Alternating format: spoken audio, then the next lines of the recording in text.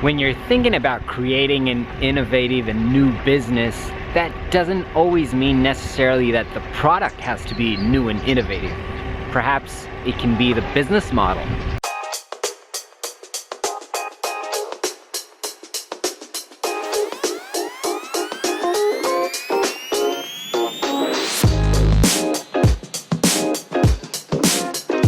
You know this story about the fisherman who meets the American executive, and the American executive tells him, you have to fish more fish so that you can buy more boats, then you can get rich. And the fisherman asks him, what will I do when I get rich? He tells him, well, you can take a vacation and go to the beach to fish.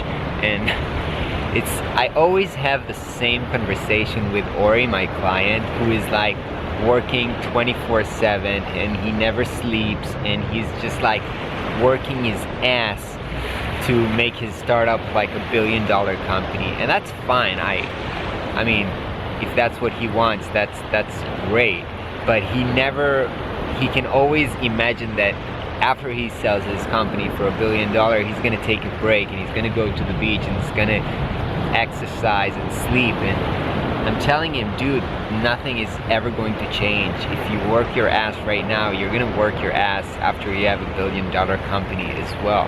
And I'm trying to do the opposite. I'm trying to live my life right now as if I have $1 million, even before I had it. So I go to the beach and I take vacations and I sleep, because I know that nothing is going to change, and the way that you live right now is the way that you're always going to live. So it doesn't mean that I don't care about the future or work hard to try to create a better future. Of course I am, but I'm keeping it in balance. Who knows what's going to happen next week, next year, if we're even going to be here. So I'm really trying to live in the moment, and the last few weeks have been really busy. And even though I've been saying I'm going to take it down a notch, last night the client that I've just presented to yesterday called me and said, we really liked your presentation and we're heading to the States next week, so we need the presentation and website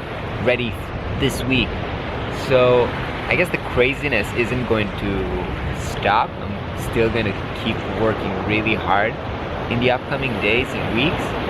But again, this late summer day is not going to be here again, so I really want to take an hour to enjoy it. The water is just wonderful, and have a good time before I'm heading for another crazy day.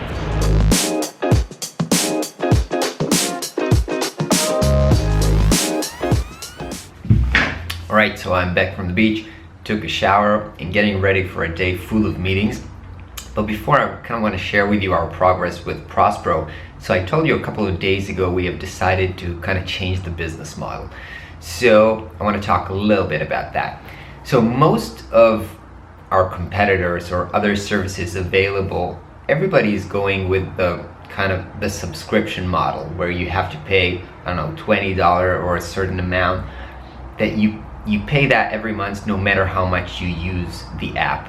And from us talking to customers and you guys, we know that people usually send 1 or 2 proposals per month, and sometimes they don't send any of them. So it kind of feels weird to pay, at least for me, a certain amount every month, even if you're not using an app. It's not like Spotify, which I use heavily every day, or I don't know, my Adobe Cloud. So I don't feel right charging a subscription model. So we've tried the way that it works right now in the beta is that we charge per credit, so that you get a 1 credit free when you start, and then if you want to create a new proposal, you pay $10 for another proposal.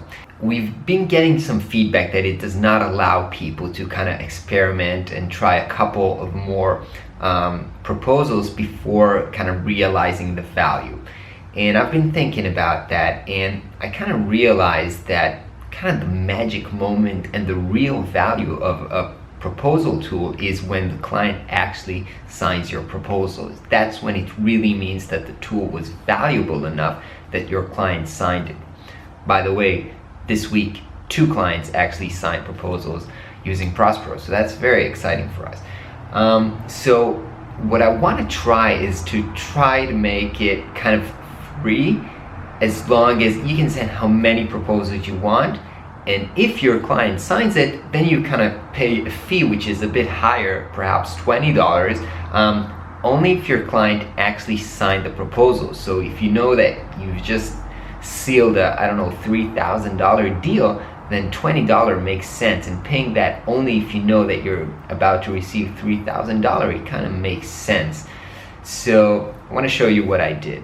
So with the new flow that we're developing right now, we're going to remove the credits. You'll be able to send as many proposals and create as many proposals as you want. But if a proposal was signed, then the next time you're going to log into Prospero, it's going to be, the dashboard is going to be locked, and you're going to have the signed proposal fee, and we're going to tell you that since this example proposal was signed, you're going to have to pay $20.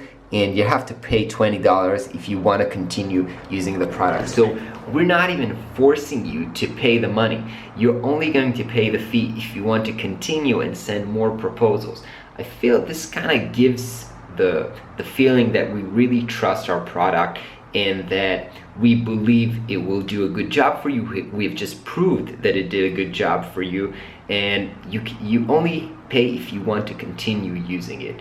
So I've been asking some of the beta testers about it, and they seem to be happy with it, even though it's kind of a weird business model. I haven't really used any service that uses this business model, so it's a bit scary to, I don't know if people will understand or like it, but we're gonna try it. I'm gonna have another customer interview right now, and I'm gonna ask him about it, and then a day full of meeting. Exciting.